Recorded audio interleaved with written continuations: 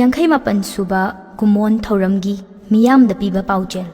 24 November 2023 ꯏꯔꯥꯏ ꯅꯨꯃꯤꯠ ꯅꯨꯡꯁꯤꯖꯔꯕ ꯏꯔꯩꯆꯥꯁꯤꯡ ngasi November 24, 2023 irai numit asi United National Liberation Front UNLF ki yangkai mapan suba mapok kumon numit ni. Numit asida UNLF Central Committee na iraicha pumnamakki mafamda kok nona ikai khumnaba uchari. Numit asina lakpada UNLF amasung masigi lanmi sanglup MPA gi leikidraba luchingba sing Kedar Singh, Officer Singh, Athauba Lanmi Singh, Amasung, Soktuna, Hakchangi Pibam, Jadana Lagiba, Athauba member Pumnamakki Mafamda, Kok Nona, Yawolgi, Salute Bijari. Masigi Matakta, Irei Baki Ningtamba, Hanjinnaba, Lanthengda, Leikidraba, Awa China, Mayok Nakiba, Ekoigi, Miyam Amadi, Manipur Imagi Ireicha, Pumnamakki Mafamdasu. Ikok nona ikai khumnaba uchari UNLF ki samlappa laishem lon amasung luchingba singi wakhal mityeng irei pak iramdam asina kumja inglising amaga chanipan marfu tarama thoidagi inglising amaga jamapan nifu taret phawba British ki loilam leingak makhada leiraba matung tien khraba kumja inglising amaga jamapan nifu taret tagina nifu mapan haibadi chahi anirom sida ningtamba amasung miyam gi leingaki mahaw tangge haiduna leipak miyamna hotnaringai chairakta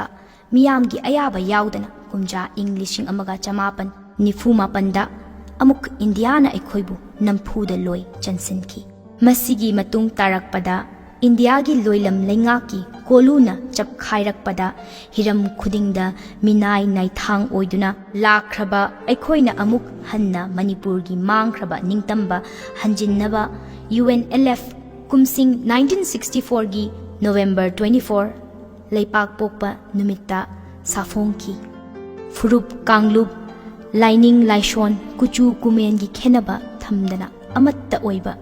lichingda maning tamba leipak ama laishe makpagi paringda aikhoigi khundaminariba furup khudingmak ningtam lal asida punna saruk yaminnaba mathau tai haibasi UNLF ki achetpa thazabani maram asina party asibu mitambiramba nungshikhiba luching purel singi marakta ahal ibungo kalalung kamai kabui naga thanagong village Tamelong district Thangkhopau Singsit Khongsai Zalengphai village Ihang Karong Sadar Hills Kangpokpi Arambam Somarendra Maitai Maino Leirak Sagolban Imphal amasung atai masak nairaba luching purel singna furupki khenaba thamdana party asibu leipak sigi apunba ningtam yawol lup ama oina semgalakki mamang thaktashu party na leipak miyamgi mafamda hana thamjakhre madudi UNLF ki pandamdi India gi loilam leingak asigi phibanungdagi nanthokhtuna Manipur gi mangkhraba ningtamba hanjinhanba amasung ima leipak asina khunjaw leichawbada yawminarakraba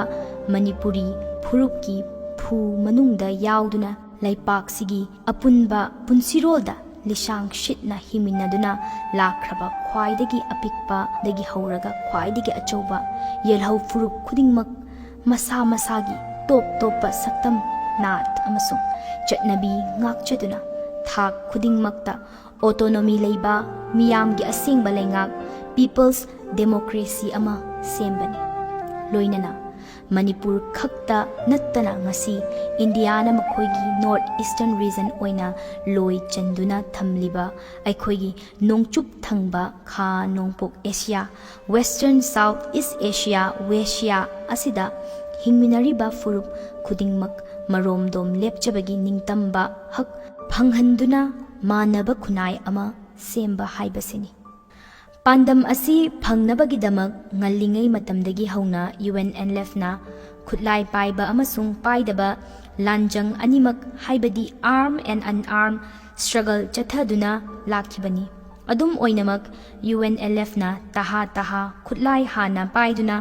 khangu thakta lal haujinbadi tawkhide ꯂꯩꯄꯥꯛ ꯃꯤꯌꯥꯝꯒꯤ ꯋꯥꯈꯜ ꯑꯃꯁꯨꯡ ꯊꯃꯣꯏꯗ ꯃꯅꯤꯄꯨꯔꯒꯤ ꯂꯩꯔꯤꯕ ꯍꯤꯔꯝ ꯈꯨꯗꯤꯡꯃꯛꯀꯤ ꯁꯣꯊꯔꯕ ꯐꯤꯕꯝ ꯑꯃꯁꯨꯡ ꯑꯩꯈꯣꯏꯒꯤ ꯇꯨꯡꯂꯝꯆꯠ ꯀꯟꯖꯅꯅꯕꯒꯤꯗꯃꯛ ꯂꯩꯄꯥꯛ ꯑꯁꯤꯅ ꯀꯔꯤ ꯃꯔꯝꯒꯤ ꯅꯤꯡꯇꯝꯅ ꯃꯔꯣꯝꯗꯣꯝ ꯂꯦꯞꯄ ꯃꯊꯧ ꯇꯥꯔꯤꯕꯅꯣ ꯍꯥꯏꯕꯒꯤ ꯄꯣꯂꯤꯇꯤꯀꯦꯜ ꯀꯣꯟꯁꯤꯌꯁꯅꯦꯁ ꯂꯩꯉꯥꯛꯀꯤ ꯋꯥꯈꯜꯂꯣꯟ ꯈꯪꯕ ꯑꯁꯤ ꯅꯤꯡꯊꯤꯅ ꯂꯩꯇ꯭ꯔꯤꯕ ꯃꯈꯩ ꯂꯥꯜꯍꯧ ꯑꯁꯤ ꯃꯉꯝ ꯁꯥꯟꯂꯣꯏ ꯑꯃꯁꯨꯡ ꯃꯍꯩ ꯆꯥꯕ ꯉꯝꯂꯣꯏ ꯍꯥꯏꯕ ꯋꯥꯈꯜꯂꯣꯟ ꯊꯝꯈꯤ꯫ ꯃꯔꯝ ꯑꯁꯤꯅ ꯀꯨꯝꯖꯥ 1960ꯁꯀꯤ ꯂꯣꯏꯔꯛꯄꯗꯒꯤ UNLFꯀꯤ ꯐ꯭ꯔꯟꯇꯦꯜ ꯑꯣꯔꯒꯅꯥꯏꯖꯦꯁꯟ ꯑꯃ ꯑꯣꯏꯅ ꯄꯥꯟ ꯃꯅꯤꯄꯨꯔꯤ ꯌꯨꯠ ꯂꯤꯒ ꯄꯥꯟꯃꯤꯜ ꯂꯤꯡꯈꯠꯇꯨꯅ ꯃꯅꯤꯄꯨꯔ ꯃꯤꯌꯥꯝꯒꯤ ꯋꯥꯈꯜ ꯃꯤꯠꯌꯦꯡꯗ ꯑꯅꯧꯕ ꯑꯀꯟꯕ ꯁꯥꯐꯨ ꯑꯃ ꯄꯤꯅꯕ ꯍꯣꯠꯅꯔꯛꯈꯤ ꯑꯃꯗꯤ ꯄꯤꯕ ꯉꯝꯈꯤ꯫ ꯄꯥꯟꯃꯤꯜꯅ ꯂꯥꯏꯔꯤꯛ ꯂꯥꯏꯁꯨ ꯅꯤꯡꯊꯤꯅ ꯍꯩꯔꯕ ꯅꯍꯥꯔꯣꯜ ꯀꯌꯥ ꯄꯨꯟꯁꯤꯟꯗꯨꯅ ꯍꯧꯒꯠꯂꯛꯂꯤꯕ ꯃꯤꯔꯣꯜꯁꯤꯡꯒꯤ ꯋꯥꯈꯜꯂꯣꯟꯕꯨ ꯃꯩ ꯏꯛꯅꯕ ꯆꯦꯐꯣꯡ ꯀꯌꯥ ꯆꯦꯖꯥꯏ ꯀꯌꯥ ꯂꯦꯞꯇꯅ ꯐꯣꯡꯈꯤ꯫ ꯃꯇꯝ ꯑꯃꯒꯤ ꯂꯝꯌꯥꯟꯕ ꯄꯥꯈꯪ ꯆꯤꯡꯈꯩ ꯍꯨꯟꯕ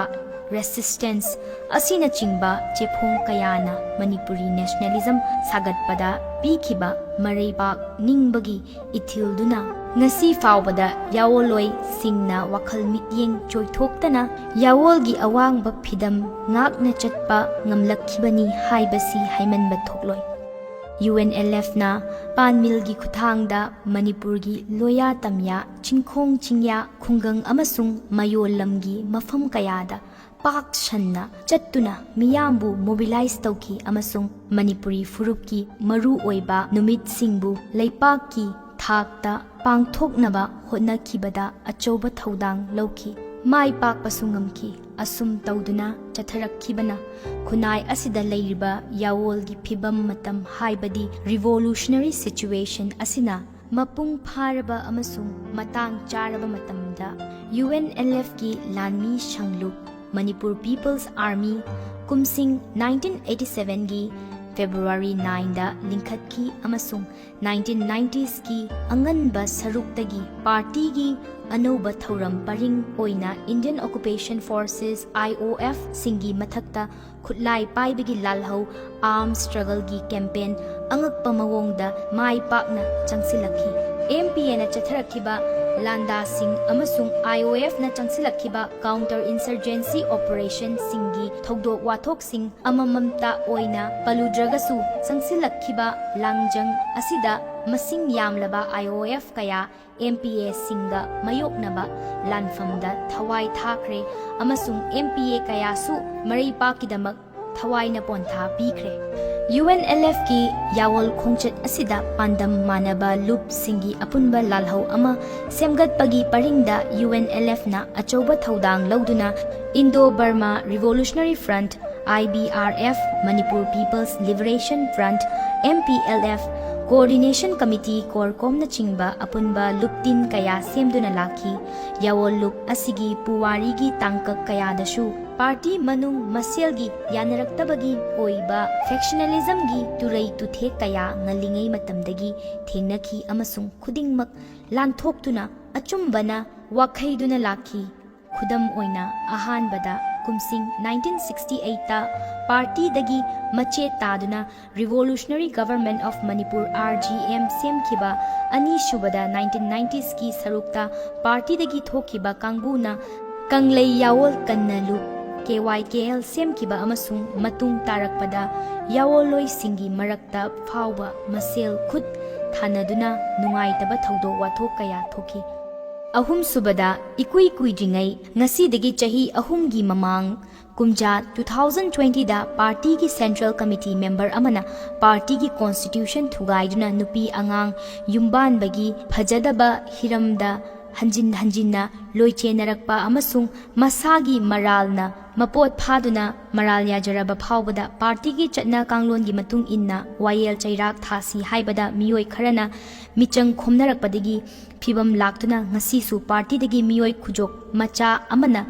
ꯅꯥꯊꯩꯗꯨꯅ ꯂꯩꯈꯤꯕ ꯑꯃꯁꯨꯡ ꯄꯥꯔꯇꯤꯒꯤ ꯃꯤꯡ ꯁꯤꯖꯤꯟꯅꯗꯨꯅ UNLFꯀꯤ ꯊꯕꯛ ꯊꯧꯔꯝꯗ ꯃꯉꯝ ꯁꯥꯟꯗꯅꯕ ꯑꯃꯁꯨꯡ ꯃꯤꯌꯥꯝꯗ ꯂꯥꯟꯅ ꯎꯍꯟꯅꯅꯕ ꯈꯨꯟꯅꯨꯒꯤ ꯃꯈꯣꯡꯗ ꯁꯝꯅ ꯂꯧꯕꯒꯨꯝ ꯈꯨꯔꯧ ꯑꯣꯏꯔꯒ ꯂꯩꯔꯤꯕ ꯐꯤꯕꯝ ꯑꯁꯤꯅꯤ꯫ ꯍꯥꯏꯔꯤꯕ ꯅꯨꯡꯉꯥꯏꯇꯕ ꯐꯤꯕꯝꯁꯤꯡꯁꯤ ꯃꯃꯥꯡꯊꯛꯇ ꯃꯇꯝ ꯆꯪꯂꯁꯨ changna waroishin purakkhibagum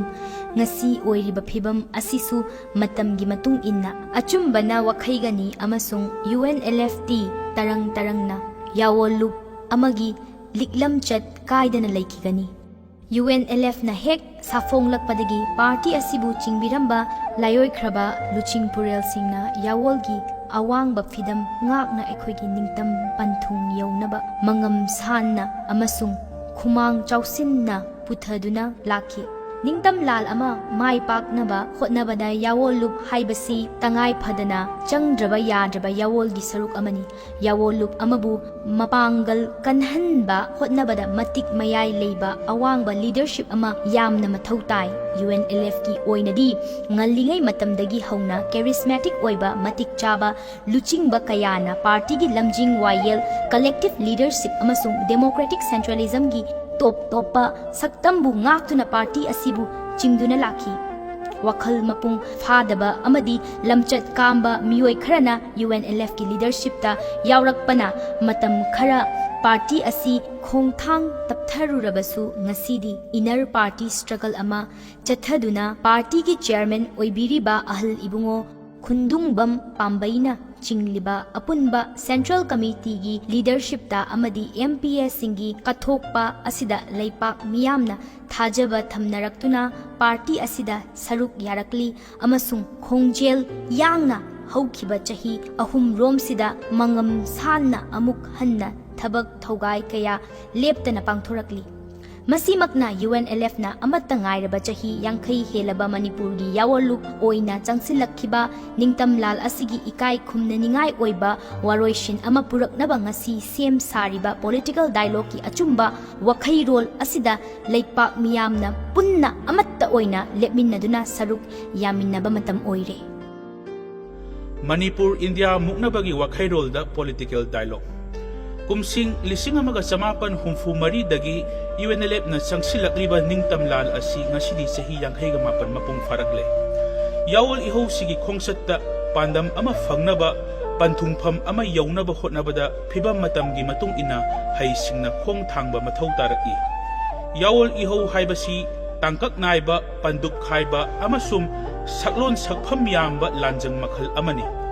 ngasidi iraipaki oiriba phibam amasum malemgi khongjel yangna honglakliba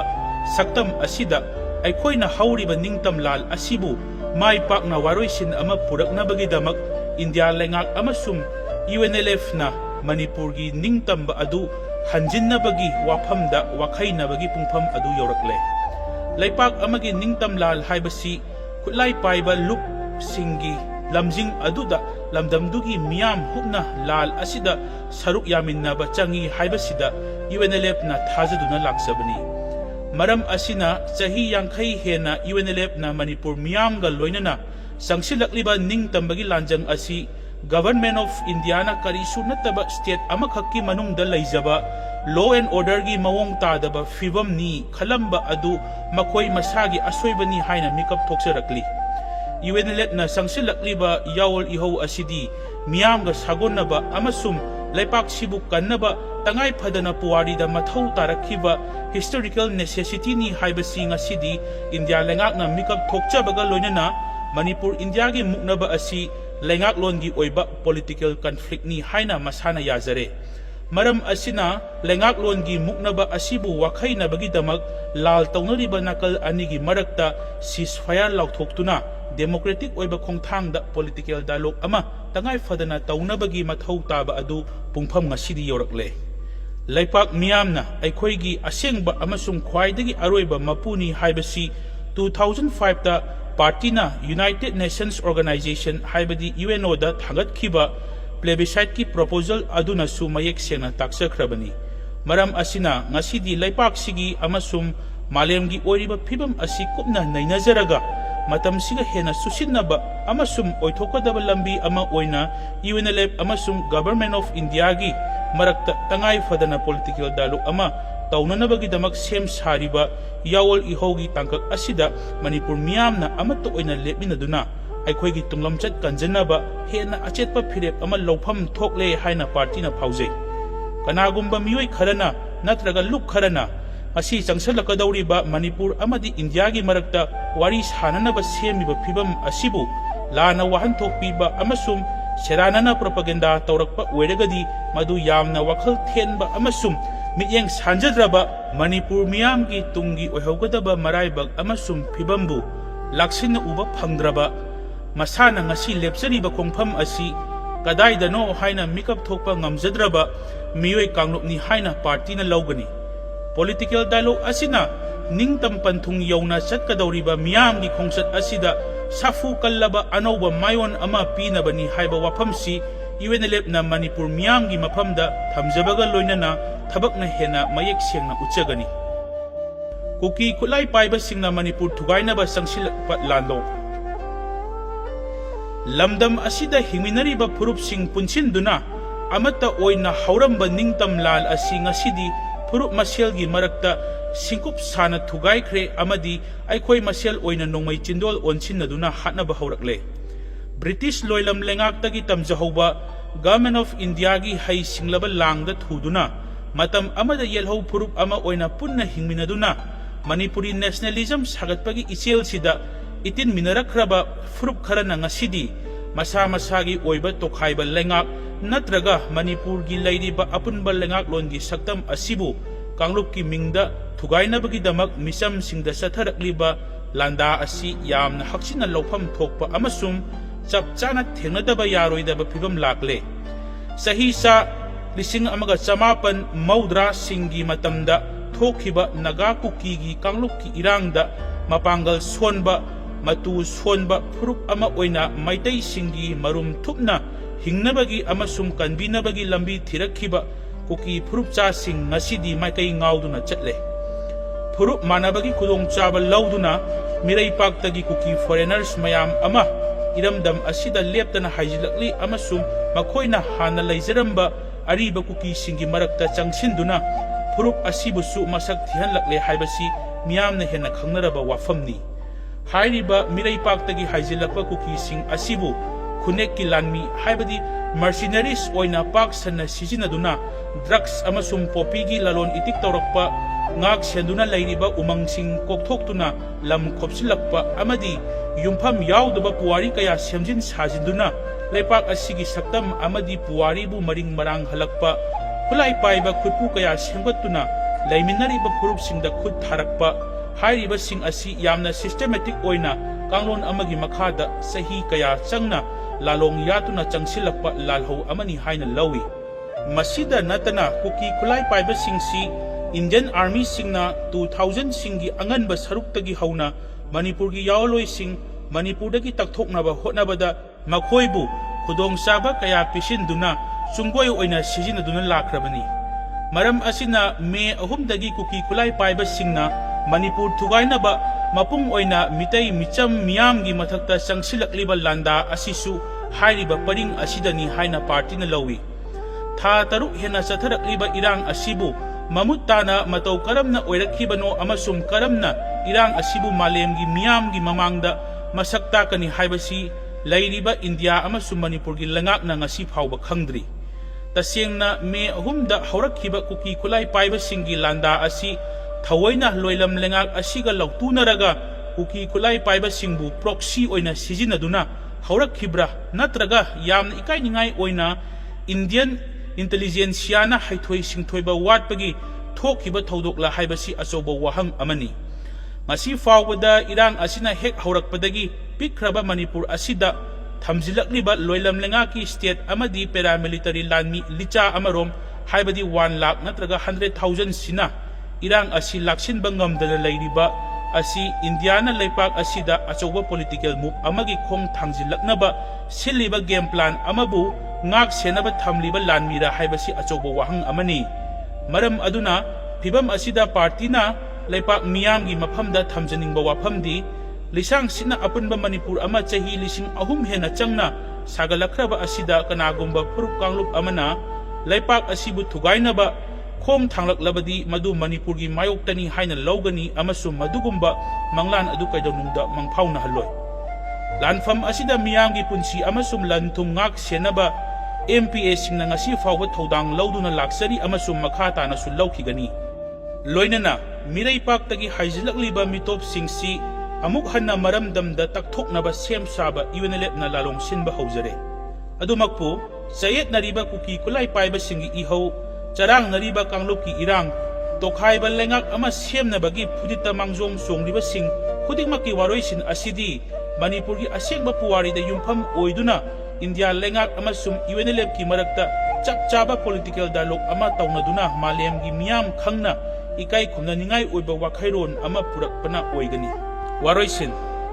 ꯂꯣꯏꯁꯤꯜꯂꯛꯄꯗ UNLF ꯁꯦꯟꯇ꯭ꯔꯦꯜ ꯀꯃꯤꯇꯤꯅ ꯏꯃꯥ ꯂꯩꯄꯥꯛꯀꯤ ꯅꯤꯡꯇꯝꯕ ꯍꯟꯖꯤꯟꯅꯕ ꯂꯥꯟꯊꯦꯡꯗ ꯊꯋꯥꯏꯅ ꯄꯣꯟꯊꯥ ꯄꯤꯈ꯭ꯔꯕ ꯂꯨꯆꯤꯡꯕꯁꯤꯡ ꯌꯥꯎꯂꯣꯏ ꯄꯨꯝꯅꯃꯛꯀꯤ ꯃꯐꯝꯗ ꯑꯃꯨꯛ ꯍꯟꯅ ꯀꯣꯛꯅꯣꯟꯅ ꯏꯀꯥꯏ ꯈꯨꯝꯅꯕ ꯄꯤꯖꯔꯤ꯫ ꯃꯅꯤꯄꯨꯔ ꯑꯃꯗꯤ ꯋꯦꯁꯤꯌꯥ ꯔꯤꯖꯟ ꯑꯁꯤꯒꯤ ꯌꯥꯎꯂꯣꯏ ꯄꯨꯝꯅꯃꯛꯀꯤ ꯃꯐꯝꯗꯁꯨ ꯏꯀꯥꯏ ꯈꯨꯝꯅꯕ ꯎꯠꯆꯔꯤ꯫ ꯃꯁꯤꯒꯤ ꯃꯊꯛꯇ ꯀꯨꯀꯤ ꯈꯨꯠꯂꯥꯏ ꯄꯥꯏꯕꯁꯤꯡꯒꯤ ꯂꯥꯟꯗ ꯑꯌꯧꯕꯤ ꯊꯧꯅꯥ ꯎꯠꯂꯤꯕꯤ ꯑꯩꯈꯣꯏꯒꯤ ꯅꯨꯄꯤ ꯈꯨꯟꯅꯥꯏ, ꯅꯍꯥꯔꯣꯜꯁꯤꯡ, ꯃꯍꯩꯔꯣꯏꯁꯤꯡ, ꯁꯤꯚꯤꯜ ꯁꯣꯁꯥꯏꯇꯤ ꯑꯣꯔꯒꯅꯥꯏꯖꯦꯁꯟ ꯄꯨꯝꯅꯃꯛꯀꯤ ꯃꯐꯝꯗꯁꯨ ꯀꯣꯛꯅꯣꯟꯅ ꯏꯀꯥꯏ ꯈꯨꯝꯅꯕ UNLFꯎꯠꯆꯔꯤ꯫